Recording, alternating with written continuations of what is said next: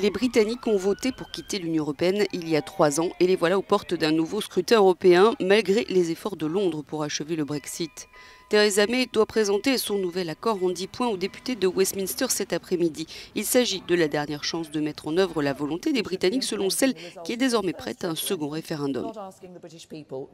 Nous devrions appliquer le résultat du premier référendum et non pas demander au peuple britannique de voter une seconde fois. Mais je reconnais la force réelle et sincère des sentiments exprimés par l'ensemble de la Chambre des députés.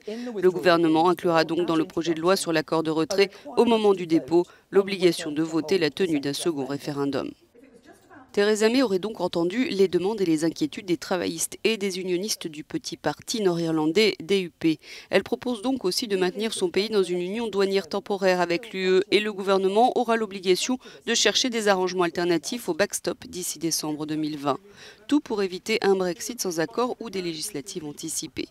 Mais même Jeremy Corbyn, leader des travaillistes, dénonce une version réchauffée de l'ancien accord. Nous ne pouvons pas soutenir ce projet de loi parce qu'il s'agit essentiellement d'un remâchage de ce dont nous avons déjà débattu. Il ne comporte aucune mesure fondamentale sur l'alignement des marchés ou l'union douanière, encore moins sur la protection des droits, surtout en ce qui concerne les droits des consommateurs.